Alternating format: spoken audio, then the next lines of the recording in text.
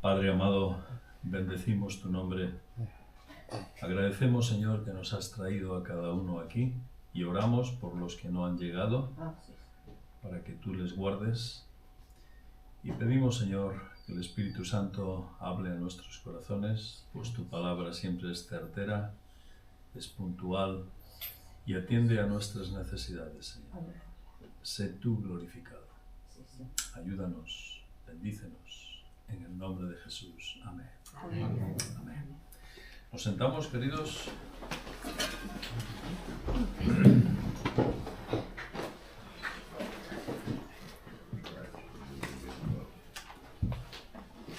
Vamos a continuar, según lo previsto, con el siguiente mandamiento de la Escritura.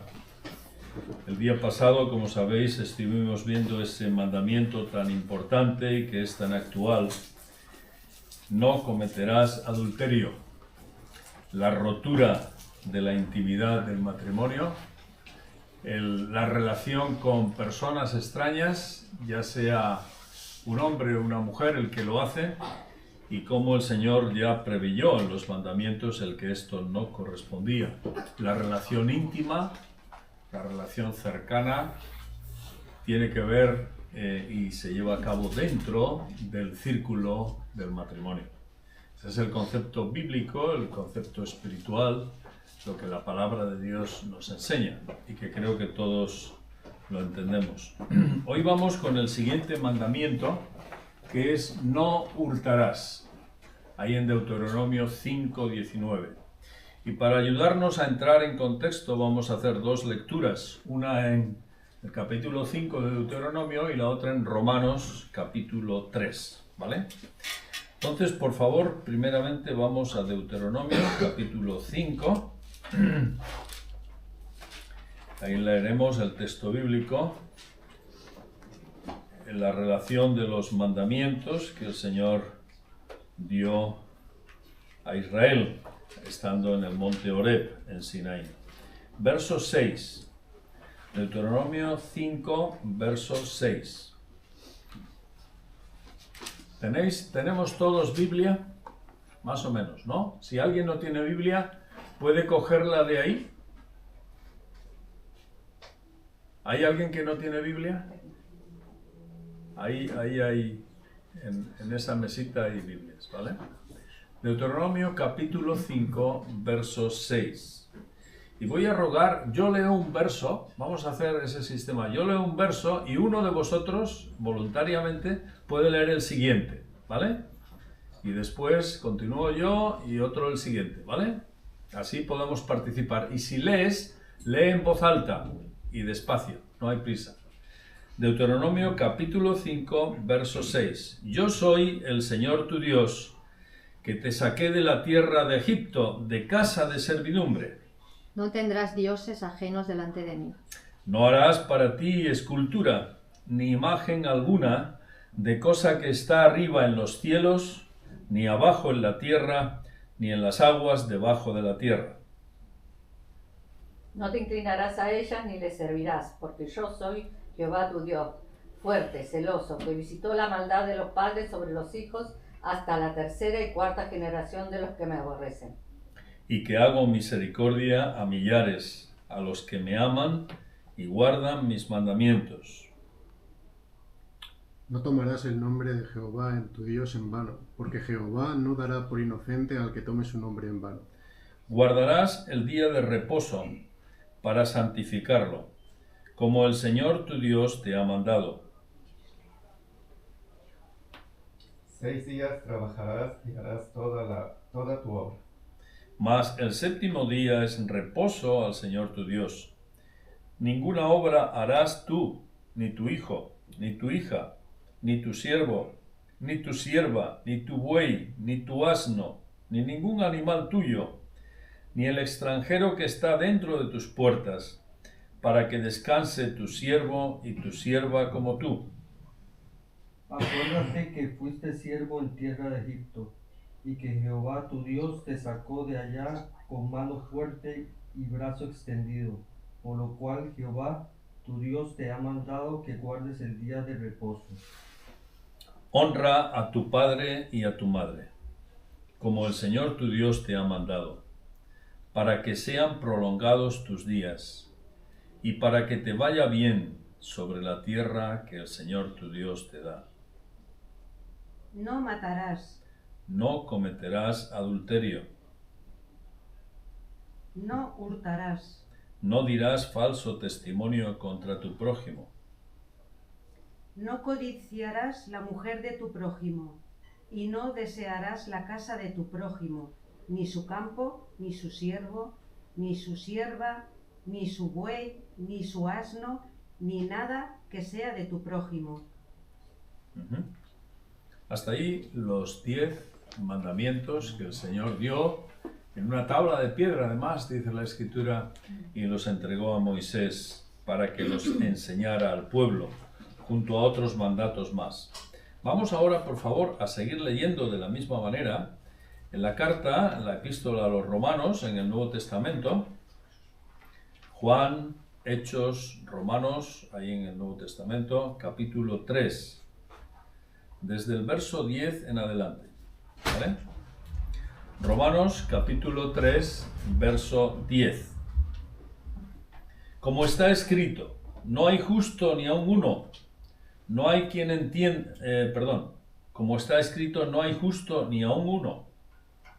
No hay quien entienda, no hay quien busque a Dios. Todos se desviaron, a unas se hicieron inútiles. No hay quien haga lo bueno, no hay ni siquiera uno. Sepulcro abierto es su garganta, con su lengua engañan, veneno de áspides hay debajo de sus labios. Su boca está llena de maldición y de amargura. Sus pies se apresuran para derramar sangre. Quebranto y desventura hay en sus caminos. Y no conocieron camino de paz. No hay temor de Dios delante de sus ojos. Pero sabemos que todo lo que la ley dice, lo dice a los que están bajo la ley, para que toda boca se cierre y todo el mundo quede bajo el juicio de Dios. Ya que por las obras de la ley ningún ser humano será justificado delante de él, porque por medio de la ley es el conocimiento del pecado. Pero ahora, aparte de la ley, se ha manifestado la justicia de Dios, testificada por la ley y por los profetas. La justicia de Dios por medio de la fe en Jesucristo, para todos los que creen en Él, porque no hay diferencia. Por cuanto todos pecaron y están destituidos de la gloria de Dios, siendo justificados gratuitamente por su gracia, mediante la redención que es en Cristo Jesús. A quien Dios puso como propiciación por medio de la fe en su sangre, para manifestar su justicia a causa de haber pasado por alto en su paciencia los pecados pasados. Con la mira de manifestar en este tiempo su justicia, a fin de que Él sea el justo y el que justifica al que es de la fe de Jesús. ¿Dónde pues está la jactancia? ¿Queda excluida por cuál ley? ¿Por la de las obras? No, sino por la ley de la fe.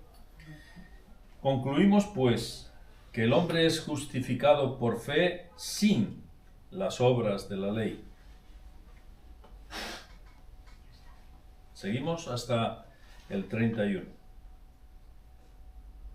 ¿Es Dios solamente Dios de los judíos? ¿No es también Dios de los gentiles? Ciertamente también de los gentiles. Porque Dios es uno, y Él justificará por la fe a los de la circuncisión, y por medio de la fe a los de la incircuncisión. luego, por la fe, invalidamos la ley en ninguna manera, sino que confirmamos la ley. Hasta ahí la escritura, hasta ahí el texto de la palabra. Esta preciosa porción de las Escrituras que fue la chispa que encendió la Reforma de hace muchos años, de hace 508 años, si no me equivoco, en Alemania, a través de aquel siervo de Dios que la estudiaba, Martín Lutero, ¿verdad?, en un principio. Romanos 3 al 5, que él lo estudiaba. Entonces, a continuación, vamos a ver, aquí tenemos, Nick, los 10 mandamientos que hemos leído. Deuteronomio capítulo 5, dije el domingo pasado que se dividen en 2 partes. 2. La primera parte, los primeros 4 mandamientos tienen que ver con la honra a Dios. Y los otros 6 tienen que ver con la honra al prójimo, a los hombres. Entonces, cuando el Señor dice aquí, yo soy tu Dios, no harás imágenes que me imiten a mí para adorarme, y evidentemente yo no soy algo de la creación, yo soy distinto. No tomarás mi nombre en vano y guardarás el día de reposo. Esos 4 mandamientos tienen que ver con la honra a Dios. Y los siguientes tienen que ver con la honra a los demás, al prójimo. Y hoy vamos a ver de la segunda parte, cómo se puede deshonrar la propiedad de los demás, ¿no?, hurtándoles a ellos. Así que, ¿por qué no podemos cumplir la ley de Dios? Si Dios dio la ley, ¿cómo es que no la podemos cumplir?, dice el apóstol Pablo. ¿Será posible que no podamos cumplir lo que Dios ha dado? Pues parece que no. Y aquí el apóstol Pablo en Romanos capítulo 3 explica mayormente por qué. Y fijaos, hemos leído en capítulo 3, verso 10, y ahí el apóstol hace una descripción integral de cómo somos los hombres. Y él menciona textos del Antiguo Testamento, de la Escritura, ¿no? Verso 10 comienza declarando que no hay justo ni aun uno, tal como está escrito. Es decir, no hay un hombre justo en la Escritura. La palabra de Dios significa alguien que agrada a Dios en su totalidad. El justo es aquel que puede ser perfecto en todas sus características y agrada a Dios.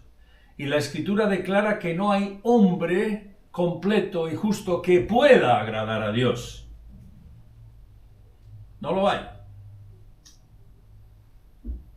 Y describe a continuación cómo somos, cómo eres tú y cómo soy yo. Y fijaos que en primer lugar, en verso 11, apela a que nuestro entendimiento está alterado. No hay quien entienda. No hay quien busque a Dios. Nuestro entendimiento y nuestra voluntad están alterados por el pecado. Y en esa radiografía que hace el apóstol a continuación dice, en verso 12, que además la eficacia de nuestras obras es inútil delante de Dios. Todos se desviaron, a unas se hicieron inútiles. Dice todos, usa el adverbio todos. Es decir, no estamos excluidos ninguno.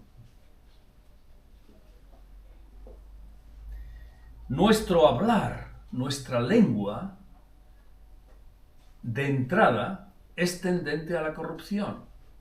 Verso 13, sepulcro abierto es su garganta, con su lengua engañan, veneno hay debajo de sus labios. Es decir, nuestro hablar tiende a la corrupción. Santiago lo corrobora, el apóstol Santiago, diciendo que no hay persona que no peque con su boca. Su boca está llena de maldición y de amargura. Lo que hacemos y a dónde vamos, mal vamos. Dice verso 15, sus pies se apresuran para derramar sangre. Es decir, los hombres somos dados a ir por caminos tortuosos, caminos que no nos convienen, que los queremos porque nuestras pasiones nos arrastran, pero no nos convienen según Dios. porque nos llevan a lo que es malicioso. Quebranto y desventura hay en sus caminos. El final de los caminos del hombre son para quebranto, son para amargura, son para mal. ¿Y cuántas historias conocemos de personas que han vivido afanadas en esto y en aquello, han vivido de esta manera o de la otra, y acaban, cuando no están en el Señor, acaban de la manera más dolorosa y triste?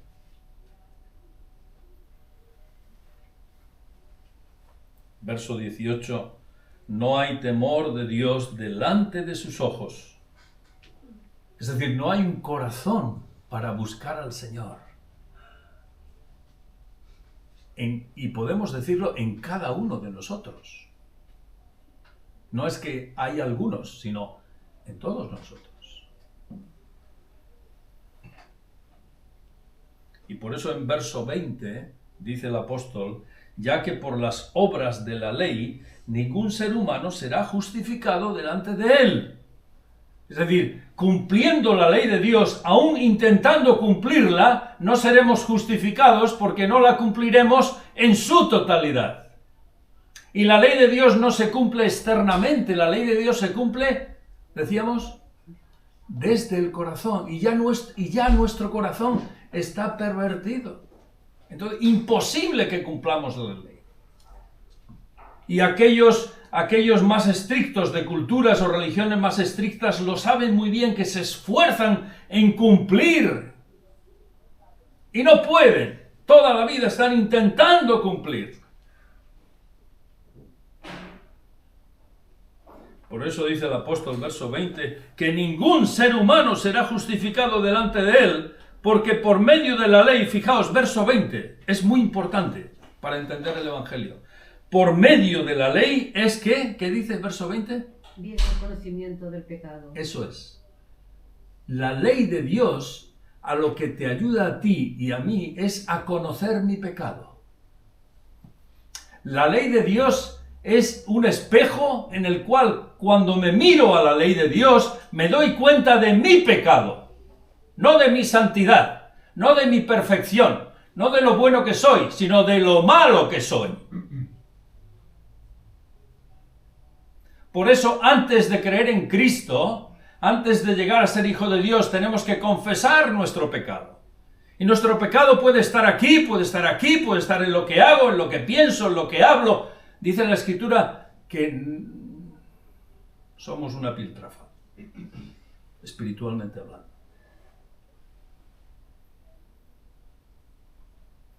Pero, verso 21, esta es la gloria de Dios. Aparte de la ley, se ha manifestado ahora ¿la qué?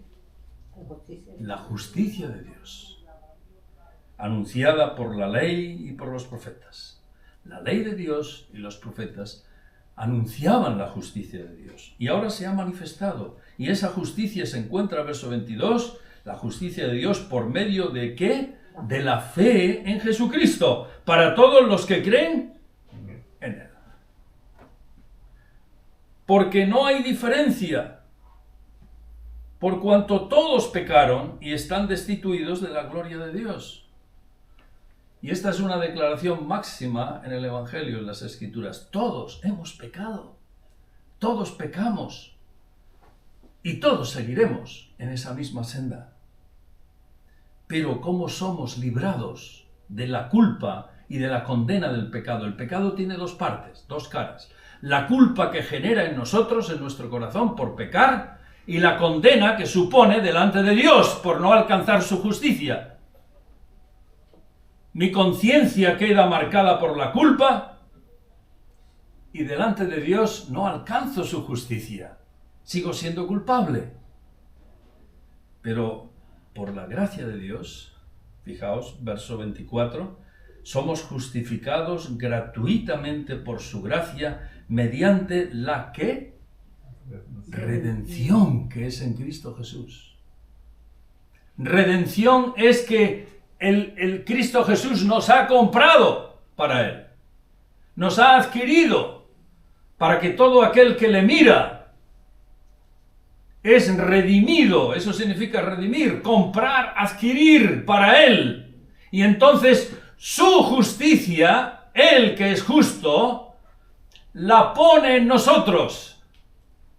Por eso es que podemos ser justos, llegar a ser justos los hijos de Dios. No porque nosotros lo alcancemos, sino porque estamos bajo el Redentor que nos ha comprado para sí, y ahora su justicia es imputada a nosotros.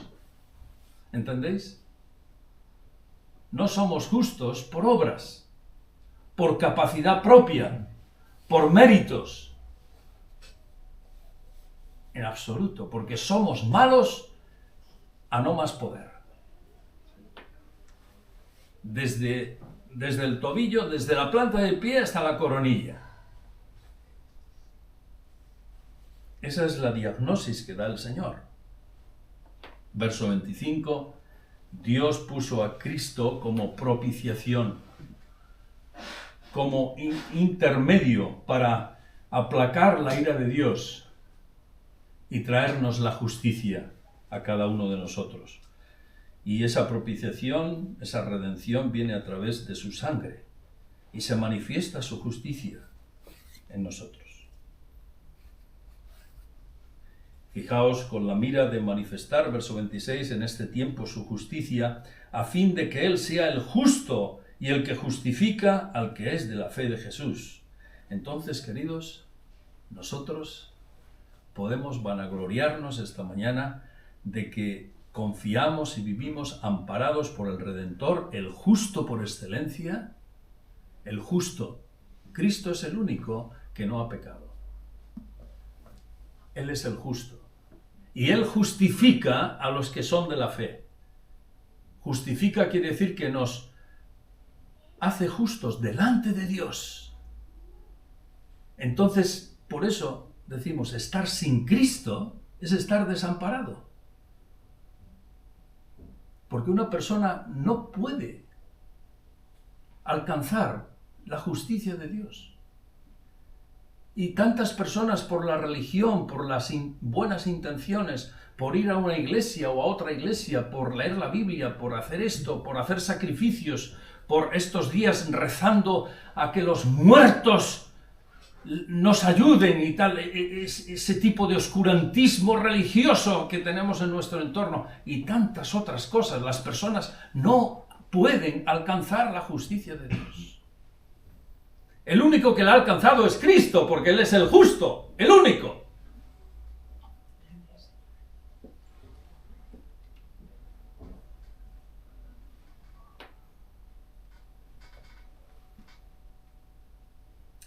Verso 28. Concluimos pues que el hombre es justificado por fe, ¿sin qué? ¿Sin qué? ¿Qué dice verso 28? Aparte de las obras, sin obras. Sin las obras. No, nunca podremos decir, María, nunca. A Dios, mira, Señor, aquí traigo mis obras. Nunca, jamás. Las obras, en todo caso, son la bendición de estar en Cristo y es el resultado de una vida vivida para Él. Pero no serán nuestra justificación delante. No podremos engañar a Dios como diciendo, mira todo lo que he hecho, Señor, para ti. Aquí está mi lista, así que me tienes que aceptar. Dirá, no, el único justo es mi Hijo. ¿Estás bajo mi Hijo? Esto nos tiene que hacer reflexionar bastante a nosotros, para que en el día a día dependamos de Cristo, en santidad, en la manera en la que nos conducimos y somos. Y si esta mañana estás aquí, y no has puesto tu vida y tu corazón bajo el señorío de Cristo, estás a tiempo para ponerte bajo Cristo Jesús, el Redentor, el que ha cumplido la ley. Porque nunca podrás hacerlo, nunca podrás agradar a Dios aparte de Cristo.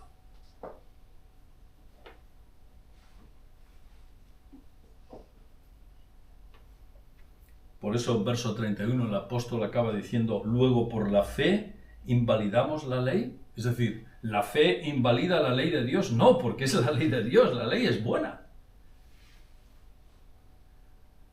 La fe confirma la ley. Es decir, cuando miramos a Cristo, estamos confirmando que Dios es justo y su ley es justa, pero yo no puedo. Entonces, quien puede y quien la ha cumplido es Cristo Jesús. Bendito sea el Señor. No dependemos de una religión, no por ser evangélicos. No, dependemos de Cristo.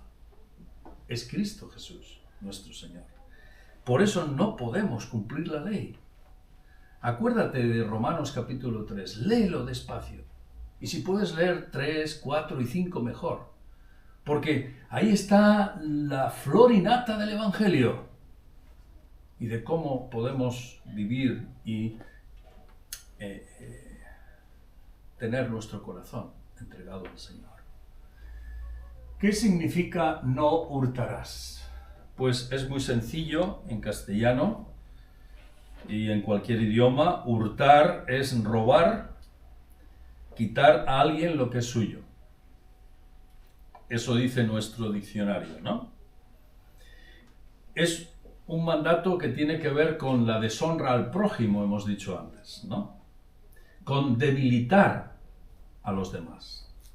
Es decir, los mandamientos fueron dados por Dios para que proteger nuestras vidas, primero honrar a Dios, honrar al prójimo, protegiendo nuestras vidas y las de los demás. Y cuando le robamos a otra persona, estamos desprotegiéndola. Y la propiedad privada, como digo aquí, la nota, la propiedad privada es un concepto bíblico. El hecho de que tenemos derecho a tener cosas, a poseer, a tener propiedades. Puede ser desde un perrito hasta una mansión en lo alto del monte, ¿no?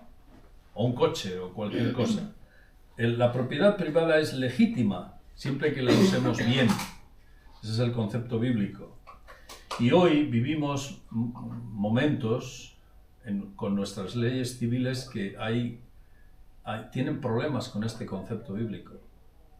Y es que las mismas leyes a veces ayudan a quitar a las personas lo que tienen.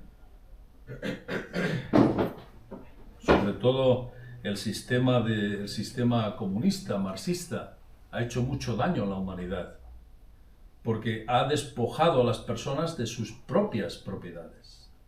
Y el Estado las ha robado a las personas, así literalmente. Y en España ahora tenemos algunas leyes que van en contra de la propiedad privada.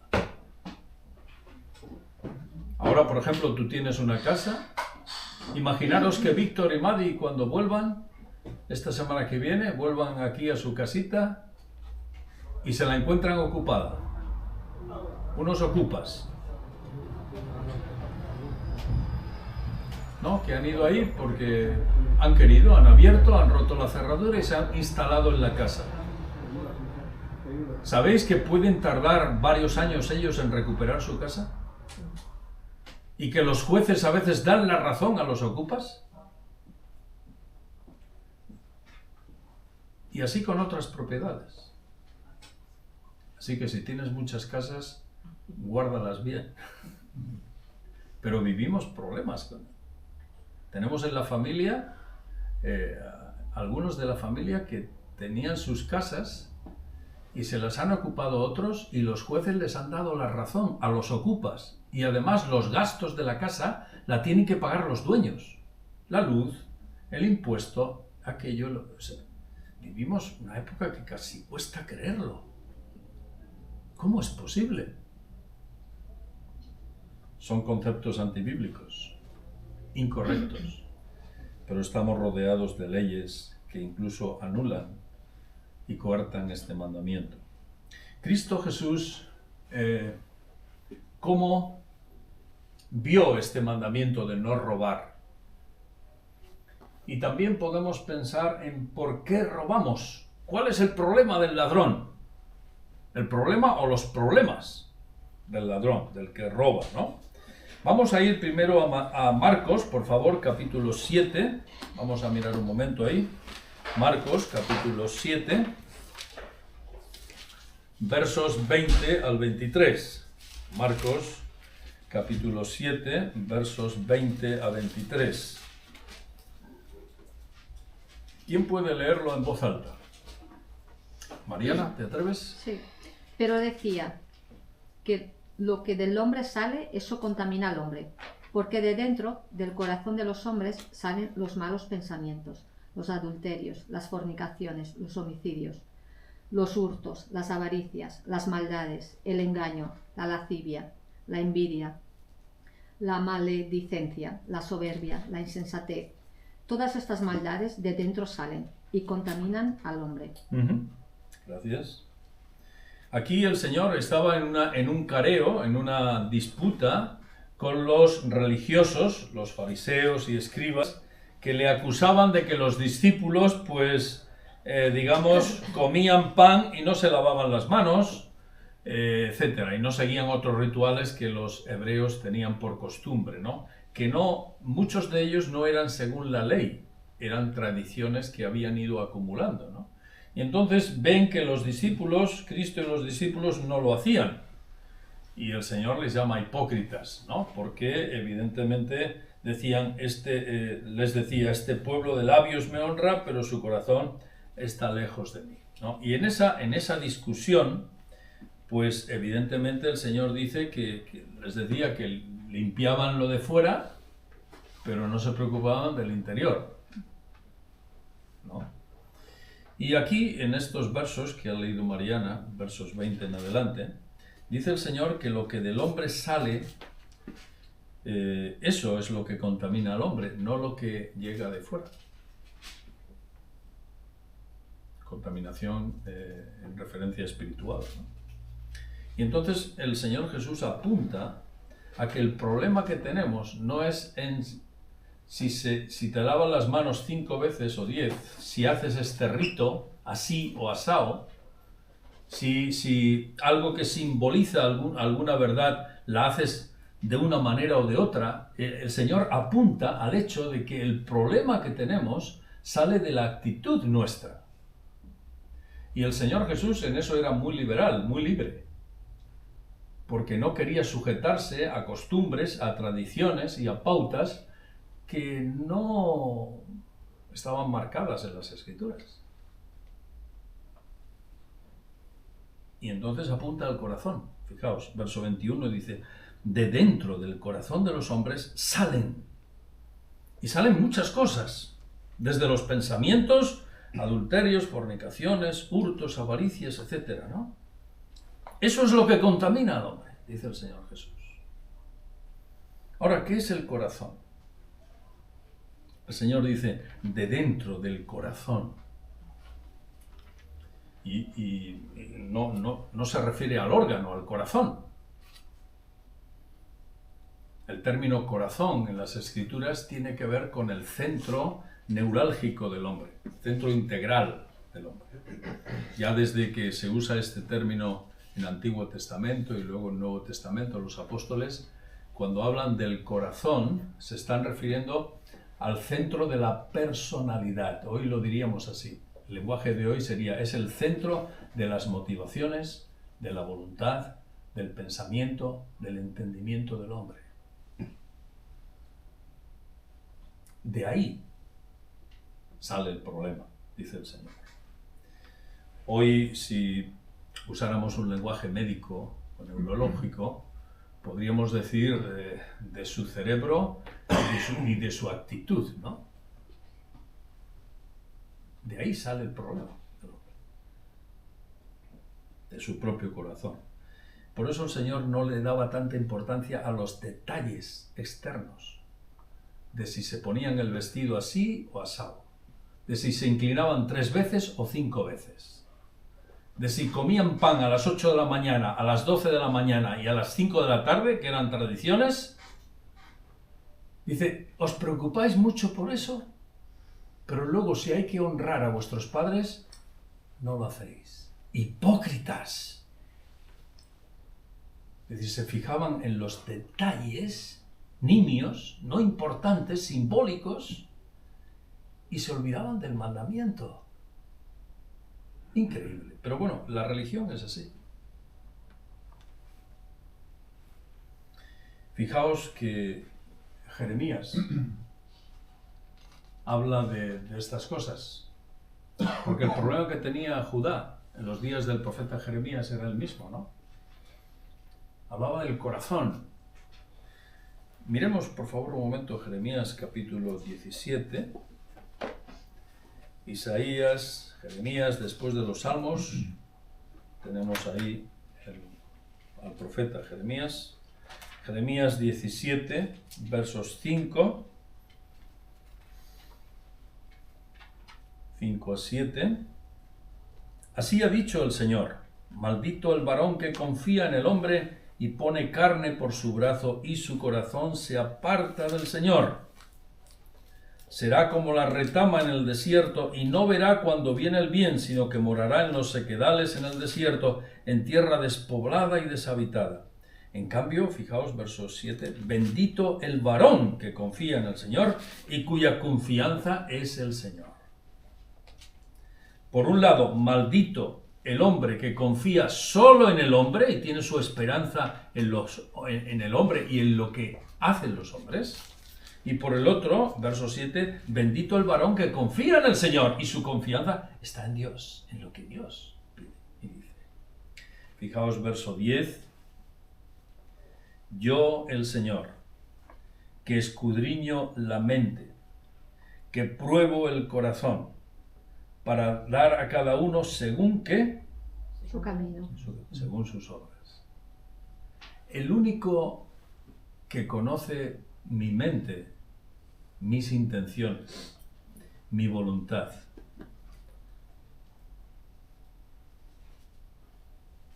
antes de que se lleven a cabo es el Señor.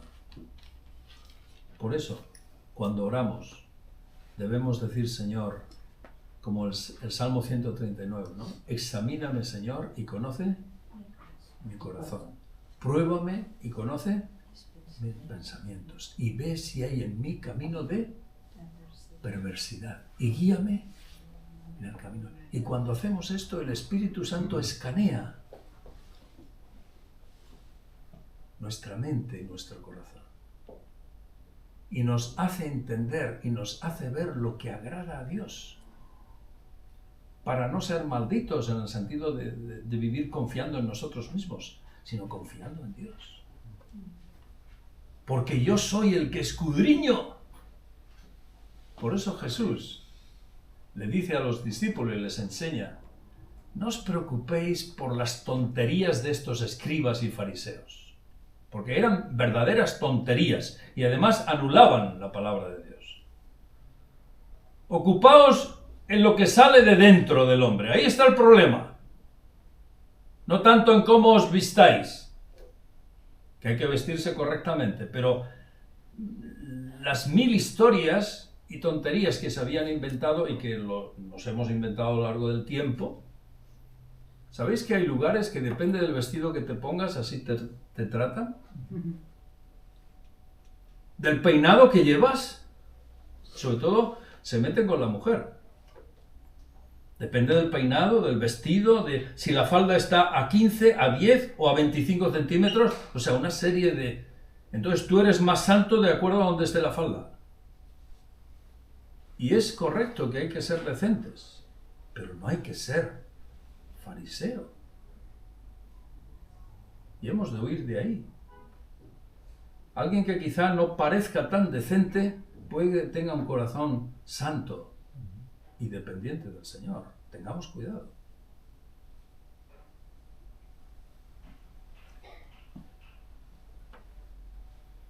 Así que el problema está en el corazón. ¿Cuál es el problema del ladrón? Su corazón. Y vamos a ir viendo un poquito más, ¿no? ¿Por qué robamos? Estamos con este mandamiento. No hurtarás. ¿Por qué robamos? Habiendo dicho el Señor que sale del corazón la cosa. Salmo 73, vamos a ver. Salmo 73. ¿Puede alguien leer, por favor, los primeros 3 versículos del Salmo 73. Salmo 73. Ciertamente es bueno Dios para con Israel, para con los limpios de corazón. En cuanto a mí, casi se deslizaron mis pies, por poco resbalaron mis pasos, porque tuve envidia de los arrogantes, viendo la prosperidad de los impíos. Muy bien, gracias Alberto. ¿Cuál es el problema del salmista ahí en el verso 2, Alberto? Dice que casi se deslizaron sus pies, resbalaron sus pasos. Casi, dice, se deslizaron, resbalaron, no se cayó, pero estuvo a punto. ¿Por qué, verso 3? Por envidia de los arrogantes. Y este hombre que escribe el Salmo es un hombre que ama al Señor, pero reconoce, confiesa que parte de su error había sido la envidia de aquellos que prosperan. Y si leemos los versos siguientes, hasta el verso 9, pues se refiere a aquellos que aparentemente les va bien en la vida. Entonces, a veces podemos caer, o los hombres caen en este problema de hurtar por envidias de los que prosperan. Porque si el creyente tiene envidia, no digamos el que no lo es. ¿No has tenido tú envidia alguna vez? Del vestido de la vecina, de la alfombra del vecino, del coche de tu amigo, del sueldo de otra persona que conoces, del piso de la vivienda que tiene otra. ¿No has tenido? Sí, a veces sí. Y otras veces decimos, tengo envidia sana. Bueno, cuando decimos envidia sana, está ahí en un punto muy gris, pero sí, envidia sana es que, bueno, te alegras, ¿no? Pero el problema es cuando no te alegras y entonces lo que coges es amargura, es un deseo de... Y hay personas que fruto de esto, pues, llegan a robar, a tener celos del éxito de los demás, a querer las propiedades ajenas, etc., ¿no? También nos dice nuestro entorno social, nos dice que las personas roban por necesidad. A veces una persona roba porque no tiene que comer, por ejemplo. Esta mañana estaba leyendo que después de las inundaciones, de este huracán que ha pasado por ahí en el Caribe, pues muchas familias están clamando al cielo porque no tienen nada que comer desde hace días.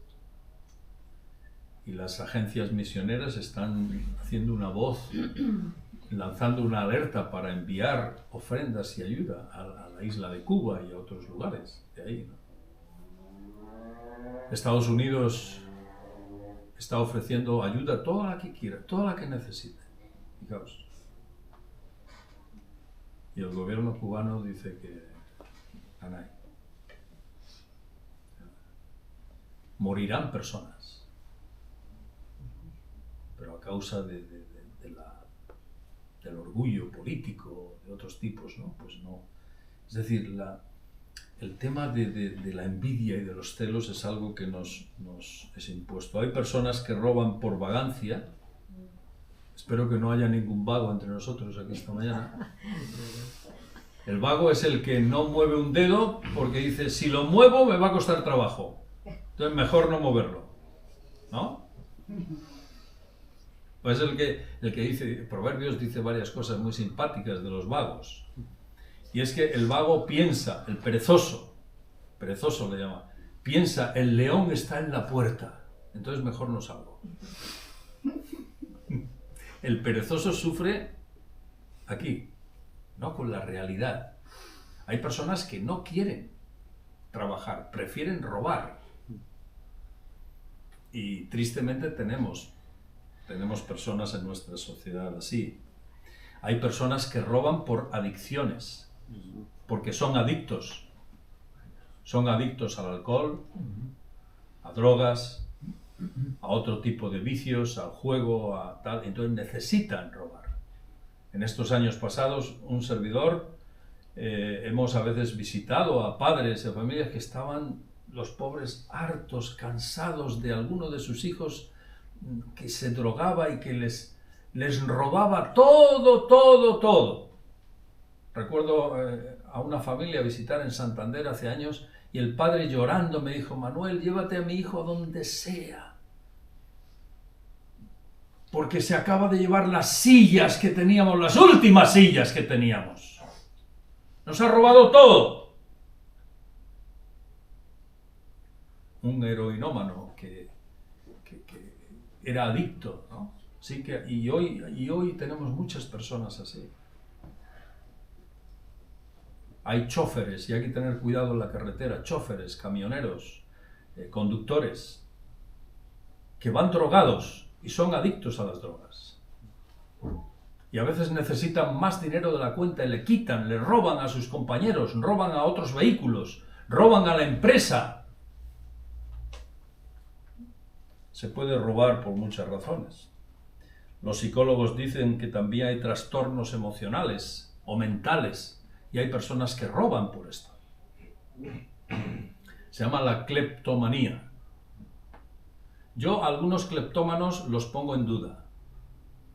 Porque he oído a algunos que dicen: a mí me gusta llevarme las toallas cuando voy a un hotel. Este de cleptómano no tiene nada. Este es un ladrón. Porque a mí me gustan también, pero no me las llevo. Entonces puede haber casos extremos, pero muchos de estos evidentemente roban por placer.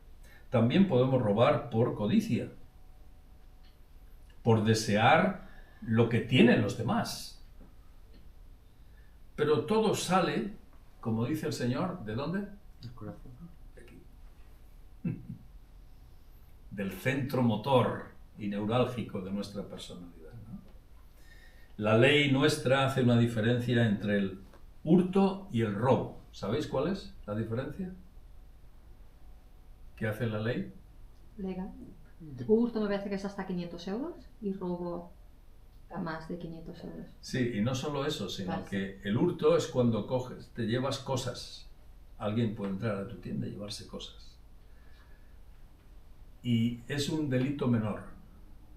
A los 10 minutos puedes tenerlo ahí otra vez. O sea, la ley con eso es mejor que tengas una porra, porque la ley no hace mucho con eso. En cambio, el robo es si alguien roba, pero comete violencia y roba más de la cuenta, ¿no? Ese es el robo. Si alguien hace violencia al robar. Entonces, el hurto, pues bueno, en muchas ciudades grandes los coge la policía, no sé, quitando carteras, móviles y tal, y a los 10 minutos están en el mismo sitio haciendo lo mismo. Es decir, la ley con eso es muy suave. Es mejor que lleves protegido bien tu móvil o tu cartera, o que le enseñes la porra al que viene a robarte, que no esperes que la ley haga algo, ¿no? Ese es el entorno nuestro en el que estamos, ¿verdad? Ante el problema. Entonces hemos de tener, si del corazón procede el mal, hemos de tener cuidado con nuestro corazón. Proverbios capítulo 4, ojo con nuestro corazón. ¿Quién puede leer en voz alta, por favor? Proverbios capítulo 4, estos versos que están aquí. Comenzamos con el verso 23 y luego el 25 y el 26.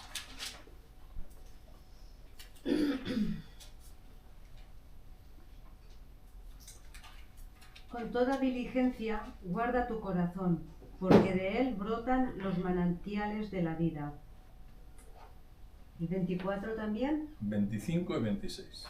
Miren tus ojos hacia adelante y fíjese tu mirada en lo que está frente a ti. Fíjate en el sendero de tus pies y todos tus caminos serán establecidos. Gracias. Aquí hay varias pautas que la Escritura nos da. Y dice algo importante. Fijaos 4:23. Dice que sobre toda cosa guardada, guarda tu corazón, porque de él mana la vida. Guarda quiere decir conserva, cuídalo, mímalo, atiéndelo.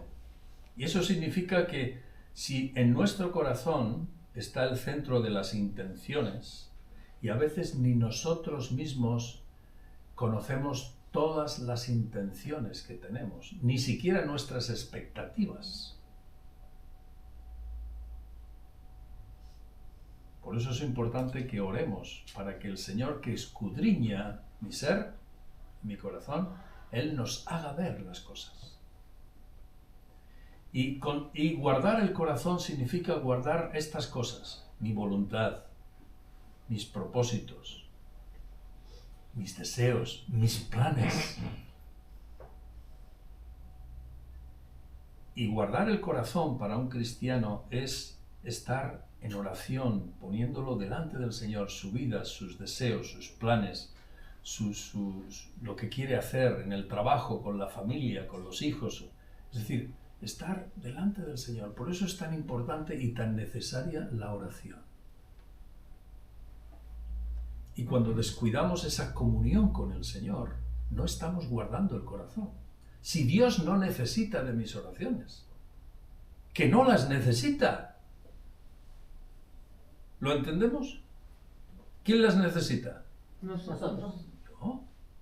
Pero es que cuando estoy orando, tampoco tengo que estar diciéndole a Dios lo que tiene que hacer. A veces oramos y pedimos, como si le estuviéramos dando instrucciones al Señor. Nuestras oraciones tienen que ver para cuidar delante de Dios nuestra vida e interceder y rogar adecuadamente, pero mirar por dónde vamos, como hemos visto antes. Sobre todas las cosas, antes que tus ahorros, antes que tu coche, antes que lo que más quieres, guarda, ¿qué? Tu corazón. Y dice, lo que dice el verso 23 es, ¿por qué razón? Porque de él mana, ¿qué es lo que mana? La vida. La vida. La vida en mayúsculas. La vida que viene de Dios. Todo aquello con lo que Dios nos provee. Y nos quiere proveer. Guardar nuestro corazón. Ser cuidadosos con nuestra propia vida. El apóstol Pablo le dijo a Timoteo, en la segunda carta a Timoteo le dijo, Timoteo, cuida de ti mismo y de la doctrina, de la enseñanza. Pero primero cuida de ti mismo. Y a eso somos llamados por el Señor, queridos. Verso 25, que has leído, María. Una de las indicaciones, bueno, el verso 24 no lo hemos leído, pero al cuidar nuestro corazón, en el verso 24, la Escritura nos advierte de la perversidad de nuestro hablar, que ya hemos visto antes.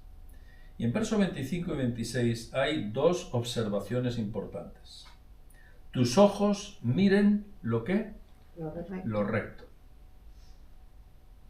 Y en eso los judíos, los hebreos, ya desde antiguo, eran muy estrictos. De hecho, los ultraortodoxos, sabéis que llevan un sombrero, ¿no? Pues ese sombrero y a veces una especie de orejeras como llevan las monjas, se ponían antes, ahora casi no se ve. Pero era porque interpretaban literalmente este mandato. Para evitar que los ojos bailaran, pues entonces se ponían este tipo de artilugio, ¿no? Pero el principio es que hemos de cuidar nuestros ojos, lo que miramos. Películas, internet.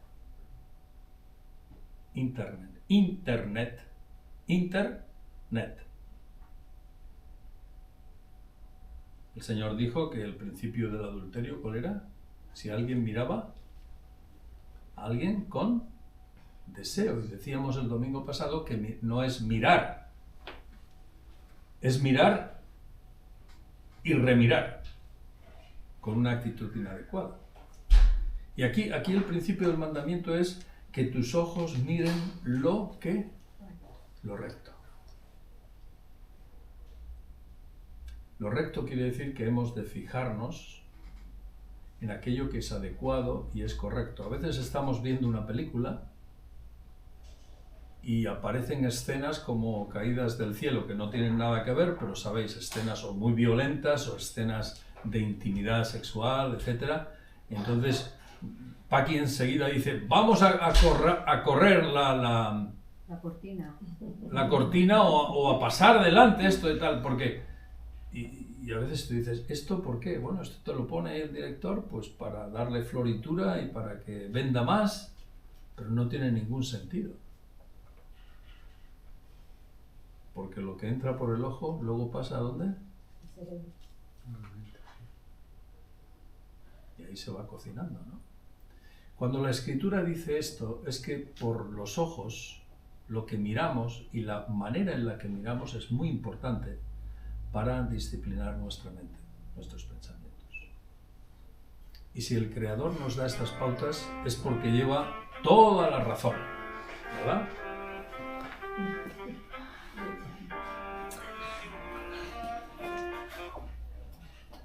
Hay alguien que se ha olvidado que ahora estoy predicando.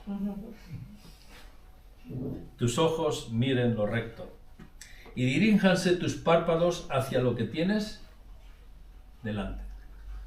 Por eso, bueno, creo que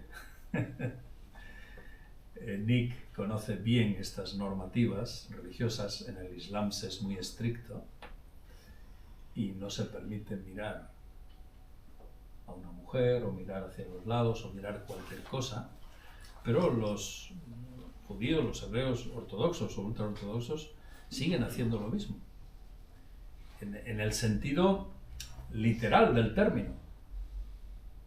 Y nosotros, como hijos de Dios, hemos de entender que esto tiene un sentido más profundo, que no es solo porque ponga el ojo o no lo ponga, sino porque de esa manera cuido mi corazón.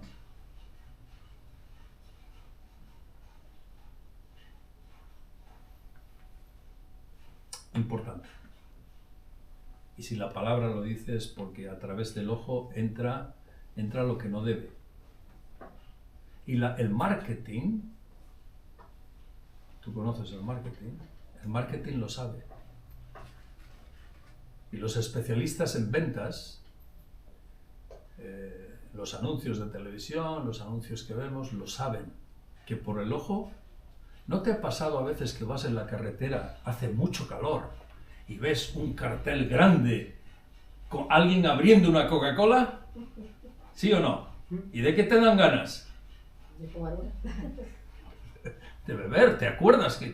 Y otras cosas parecidas. En la tele igual, los anuncios. A veces te están hablando de chocolate y aparece una chica desnuda y tú dices, a ver, ¿qué tiene que ver esta mujer con el chocolate? Pues bueno, en psicología se sabe que uniendo una cosa genera un deseo en mí.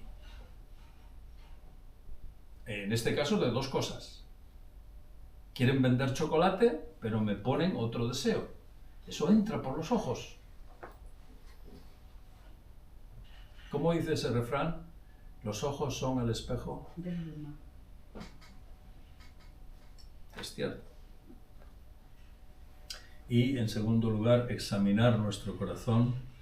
Verso 26 tiene que ver con examinar la senda de tus pies y todos tus caminos sean rectos. No te desvíes a la derecha ni a la izquierda, aparta tu pie del mal. Y esto tiene que ver con la reflexión, con nuestra voluntad. Como hemos dicho antes,